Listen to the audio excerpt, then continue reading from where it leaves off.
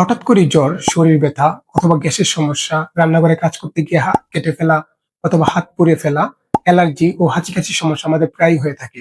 এ ধরনের সমস্যার জন্য আমাদের ঘরে ওষুধের বক্সে কি, কি ওষুধ রাখা উচিত? আমাদের ঘরে ওষুধের বক্সে কি, কি ওষুধ রাখবো, কিভাবে সেবন করব এবং কি, কি করা যাবে না, এই বিষয়গুলোই আমরা আজকের ভিডিওতে জানবো। সাধারণ জ্বর এবং শরীর ব্যথার ক্ষেত্রে নাপা ও এইস আমাদের ওষুধের বক্সে অবশ্যই রাখতে হবে। গ্যাস্ট্রিকের সমস্যার জন্য ওমেপ্রাজল এবং ইসোমেপ্রাজল গ্রুপের স্যাক্লো 20 অথবা সার্জেল 20 আমরা আমাদের ওষুধের বক্সে রাখতে পারি। তবে এগুলো অবশ্যই খাবার খাওয়ার 30 মিনিট আগে খেতে হবে এবং আপনি যদি দীর্ঘমেয়াদে এগুলা সেবন করে থাকেন তাহলে আপনার হাড়ে ক্ষয় এবং লিভারের সমস্যা হতে পারে। তাই দীর্ঘমেয়াদে গ্যাস্ট্রিকের ওষুধ সেবনের ক্ষেত্রে অবশ্যই সতর্ক থাকবেন।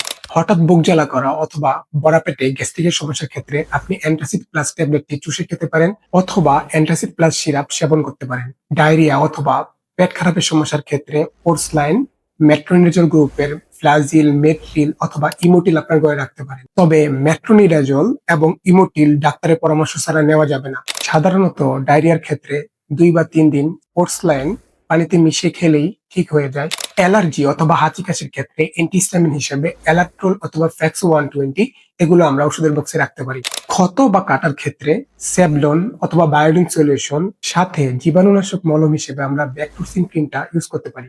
ভিটামিন B2 এর অভাবে আমাদের মুখে ঘা হলে আমরা রিবোফ্লাভিন গ্রুপের রিবোসোন অথবা রিবোসিনা এগুলো সেবন করতে পারি এবং ভিটামিন সি এর জন্য সিবিট সেবন করতে পারি। কোষ্ঠকাঠিন্য বা কনস্টিপেশনের সমস্যার জন্য আমরা ইসবগোল পানিতে মিশিয়ে খেতে পারি। অসাবধানতাবশত রান্নাঘরে কাজ করার সময় হঠাৎ করেই আমাদের হাত বা পা পুড়ে যেতে পারে।